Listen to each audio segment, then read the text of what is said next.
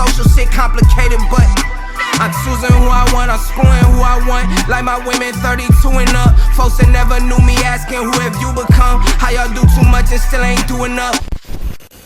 NVIDIA, the world's largest maker of artificial intelligence chips, is at the heart of a new round of U.S. tech sanctions targeting China. NVIDIA noted in an SEC filing that the U.S. government had imposed new export restrictions on two of its most advanced AI chips to China, including Hong Kong, its second largest market after Taiwan, making up 26% of its revenue in 2021. The export control also bars NVIDIA from shipping the chips to Russia, though the company said it doesn't currently sell to the country. From Bloomberg Technology, U.S. deals heavy blow to China tech ambitions with NVIDIA chip ban. What's going on, everybody? Good morning. You are listening to another episode of the Black Man Into the Wild podcast. You know I'm blessed to be here with you all today. And as always, I'm blessed to have you here with me as well. Before we get started, as always, if you have not already, please go ahead and subscribe to this channel, like the video, and share with your friends if you like what you hear. Don't forget, you can listen and download each episode of the podcast on Spotify and Apple Podcasts. We're streaming right now on all major digital streaming platforms, including Amazon Audible and iHeartRadio. I appreciate your support. Now, I started looking into this semiconductor story about a year ago when Langston joined me for an episode of the podcast. We talked about Bitcoin in the context of energy. We talked about current trends in commercial real estate. And finally, we talked about the semiconductor shortage and disruptions to the semiconductor supply chain. And then a couple of months ago, I did an episode titled Intel Looks to Regain Dominance, looking at Intel expanding their manufacturing footprint in the Midwest with their recent multi-billion-dollar investment right outside of Columbus, Ohio. And so it only makes sense that we pick up here. The U.S. government's new restrictions on the ability of NVIDIA to sell artificial intelligence chips to Chinese customers threatens to deal a heavy blow to the country's development of a sweeping range of cutting-edge technologies. The Santa Clara, California-based company disclosed in a regulatory filing last week that it can no longer sell certain high-end chips in China without a license from Washington. Quickly, let's take a look back to 2019, back when, if you're somebody who pays attention to the stock market, and maybe you've also been paying attention to the growing adoption of EVs over the past couple of years, you might remember a company called NIO was one of the most talked about. NIO is a Chinese multinational automobile manufacturer headquartered in Shanghai, specializing in designing and developing electric vehicles. The company is known for its development of battery swapping stations for its vehicles as an alternative to conventional charging stations. Unlike Tesla, which has tried battery swapping but has never deployed it on a large scale and relies instead on its supercharger network, NIO has built a functioning network of over 900 battery swapping stations covering several thousand miles of Chinese highways. But back to what's brought us here today on this audio-visual adventure. NVIDIA has nearly a 95% share of the Chinese market, according to professional estimates, and the rest is accounted for by AMD, Advanced Micro Devices, a fellow U.S. tech firm that's been bound by the same trade restrictions. Without access to their gear, tech giants that rely on big server farms to develop everything from electric and self-driving cars to social and cloud services will be at a disadvantage to international competition. The escalated trade curbs, which Washington didn't signal it was considering before imposing them, add to existing sanctions and limits on exports of chip-making gear to China. Chinese semiconductor firms are already denied access to the most advanced lithography equipment from the Netherlands ASML and cutting-edge gear from American suppliers, including Lam Research Corporation. The recent CHIPS Act in the U.S. forces global chip makers to effectively choose between investing in the U.S. and China.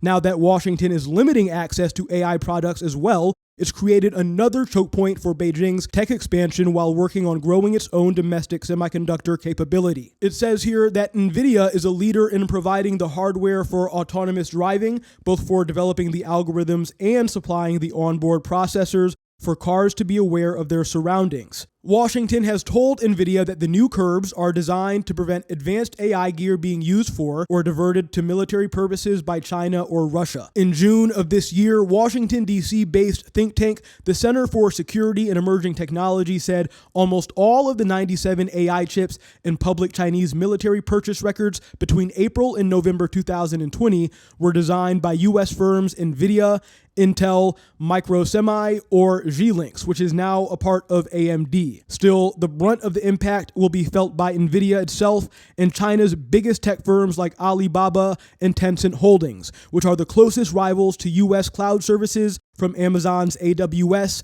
Alphabet's Google Cloud, and Microsoft's Azure platform. Baidu last month secured approval to deploy the first fully autonomous self-driving taxis on China's roads. Baidu is a Chinese multinational technology company specializing in internet-related services and products and artificial intelligence, headquartered in Beijing. They are one of the largest AI and internet companies in the world. Along with domestic rivals like Pony AI and Xpeng, Baidu is among the first companies globally to roll out such services. But the lead is threatened without the continued ability to develop using NVIDIA's hardware. Now, I don't plan on going into it in this episode, but I am curious what role Tesla will end up playing in all of this. At the moment, I think it's safe to say that Tesla is the biggest name in EVs, even compared to NIO, and pretty soon, at the rate they're moving, they will be one of, if not the biggest name in advanced chip design and artificial intelligence. That being said, the current generation A100 chip from NVIDIA is one of the world's most sophisticated, with 54 billion transistors, while the next generation H100, which no Chinese firms will be able to buy without explicit US approval, will be built on TSMC's 4nm process and have 80 billion transistors on board. Now get a glass of water because it's about to get spicy. TSMC is a foundry, which means that it manufactures chips that other companies design. TSMC has a long list of clients, including two of the world's biggest technology companies, Apple and NVIDIA. In early August, American politician Nancy Pelosi took a trip to Taiwan, which put the world's biggest chipmaker back in the spotlight of the US-China rivalry. Pelosi met with TSMC chairman Mark Liu in a sign of how critically important semiconductors are to US national security and the integral role that the company plays in making the most advanced chips. Now, it's important to note that China views democratically self-ruled Taiwan as a renegade province that needs to be reunified with the mainland. Beijing spent weeks telling Pelosi not to visit Taiwan, and during her visit, China ratcheted up tensions by carrying out military drills. There's a concern that any kind of invasion of Taiwan by China could massively affect the power structure of the global chip market, giving Beijing control of technology it had not previously had. On top of that, there's a fear that an invasion could choke off the supply of cutting-edge chips to the rest of the world. Now, I don't need to reiterate this here, but I will.